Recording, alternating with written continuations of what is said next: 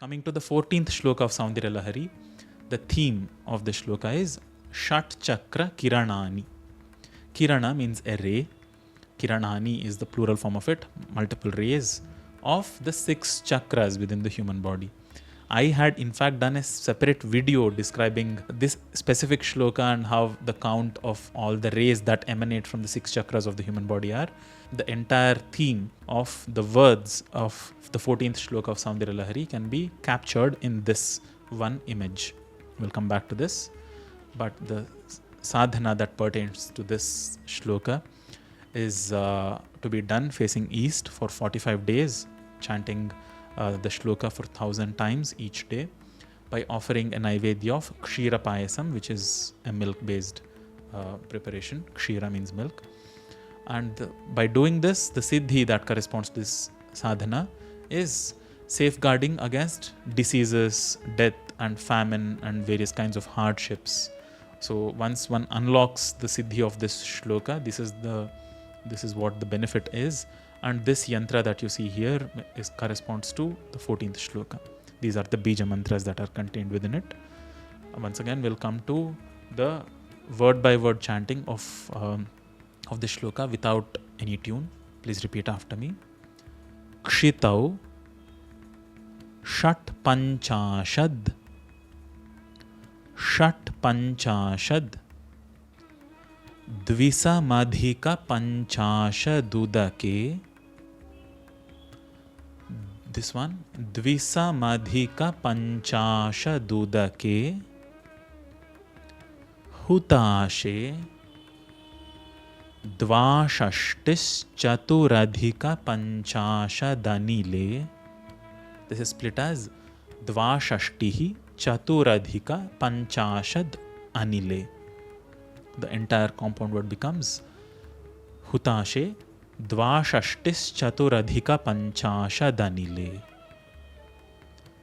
Divi Dvishat Trimshan. You can split it here. Dvishat Trimshan Manasi Cha Chatushashtiriti Chatushashtiriti Ye Mayukhas Teshamapyupari. This is split as Mayukhaha Teshamapi Upari. The entire thing becomes Mayukhas Teshamapyupari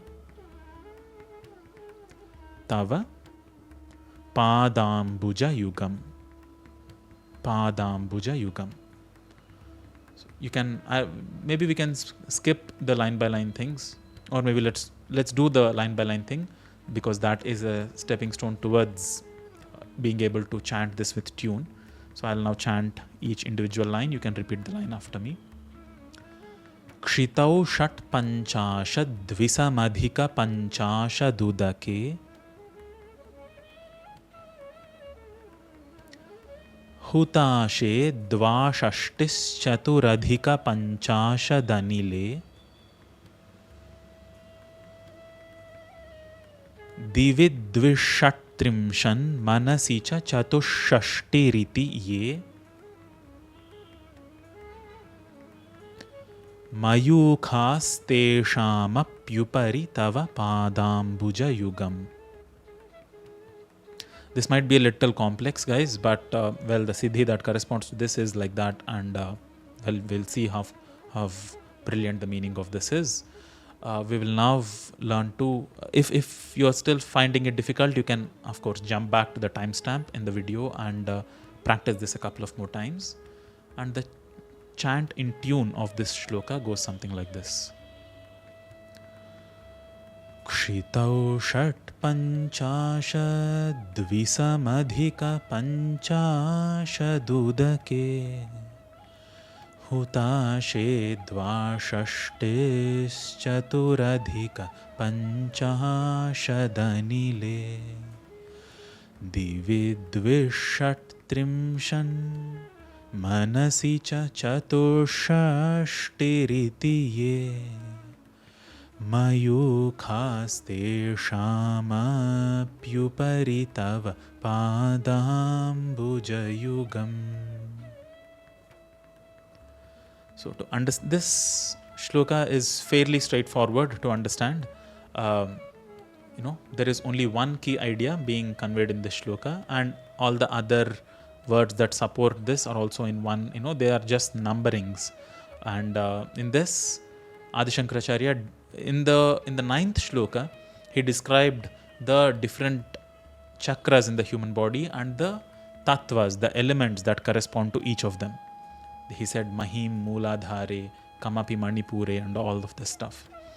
Now he is delving into it one layer deeper, saying, at how many ways are these 6 chakras branched out? Chakras are essentially energy junctions in the human body, and how many different pathways of energy converge and then diverge into multiple other limbs.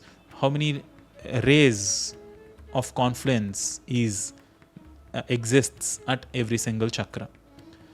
And the key idea, the key phrase is, above all of those paths of energy, which are here symbolized as rays or mayukhaha, above all of them, at the source, at Sahasrara, which is the source of life, lies your lotus pair of feet, Pada Ambuja Yugam. That is where all of these rays trickle down from. So, to look at the layer-wise arrangement of this in a deeper way, the key idea is Teshamapyupari Tava Padambuja Yugam. Teshamapi, Tesham is of them, Api is even, Upari is above. Even above all of that, Teshamapyupari Tava, your Pada, feet, Ambuja, lotus, Yugam, pair. Above all of that, all of these other chakras, lie your pair of feet. Above all of what? Above all of this will come. What are these? These are Mayukha, rays of light. Mayukha is a ray of light. Mayukha is the Bahuvachana or a plural form of that. They are these kinds of, which kinds of rays of light? Kshitau, Kshiti is Bhumi, earth. Shat Panchashat. Shat is 6, Panchashat is 50. 56 rays of light, pathways of energy at the Mooladhara chakra. Dvisa Madhika Panchashad Udake. One layer above that, at the water element, Dvisam Adhika Panchashad. 2 above 50, 52. Now these two, among the 6 chakras in the human body, they can be clustered into Brahma Grandhi, Rudra Grandhi, and Vishnu Grandhi. Brahma, Vishnu, and Rudra Grandhis. So at the bottom 2, 56 plus 52 put together, there are 108 pathways of energy at Mooladhara 56 and at Swadhisthana 52. Keep a count of all of these, guys. It will be fascinating to see how many they count up towards. Then Hutashe. Hutasha, we looked at Hutabhuk, Hutavaha, this word before. Hutashana is another name for Agni or fire, because he is the one who consumes ashana of that which has been offered into a yajna. Huta, Ahuti, is that Huta is from there. So Dvashashtihi, 62 rays of light at the fire element. Hutashe Dvashashtihi. Chaturadhika Panchashad Anile. Anila is the word for wind. Chaturadhika Panchashad is 4 more than 50, 54 rays of light, which are pathways of energy at the wind element, which is the Anahata chakra. Now these two put together at the Vishnu Grandhi, how many are there? 62 plus 54, 116. There are 108 at the bottom 2, 116 at the middle 2. Now above that, at Vishuddhi, which is the element of space, which is here, the word for space is Divi. In this Divi, sky, Divi Shat Trimshan. Shat is 6, Trimshat is 30. Trimshat, 30. Shat is 6.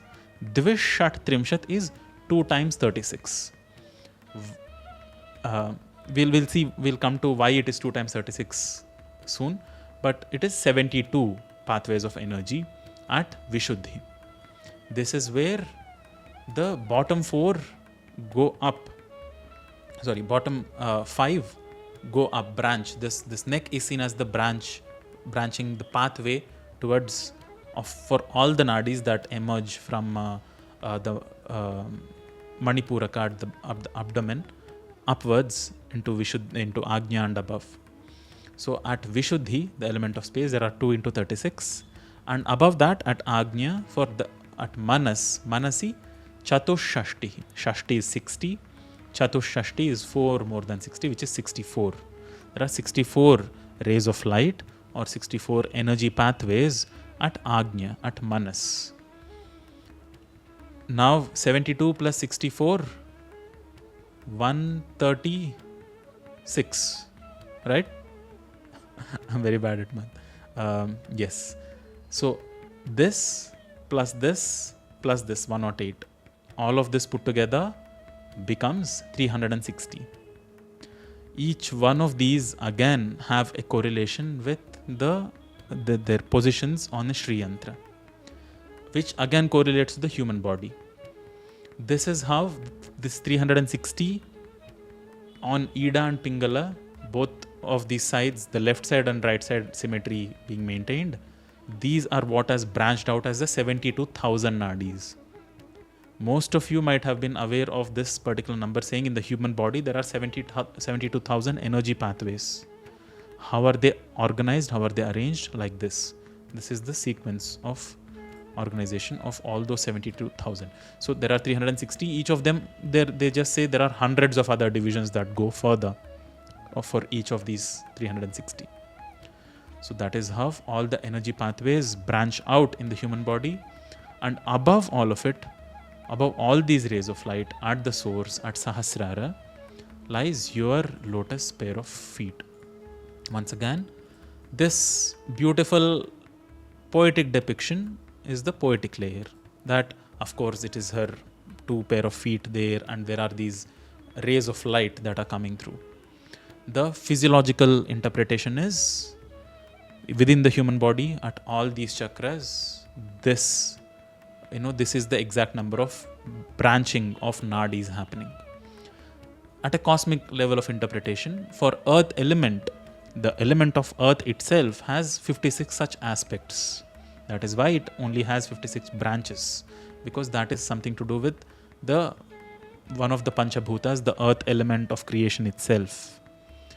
Now, these 3 layers, all of them, these 3 layers of meaning, to visualize them at once can be done through this kind of an imagery, where we look at the Shri Yantra, the poetic level of meaning also, that it is branching out as rays of light at all these 6 places, and also the physiological level of interpretation. So all these 3 levels of interpretation happening at once in an imagery where there are different kinds of tools that are available to us. The most direct being our own body, where we work on our physical self through Hatha Yoga, or we work through rituals using Kriya Yoga, and there are other paths of Tantra, or by just surrendering to the divine through Bhakti Yoga. There are all these approaches, all leading towards that final destination, that one truth of realizing the divinity within, which is known by many, many terms in this culture, where one reaches to one's ultimate potential.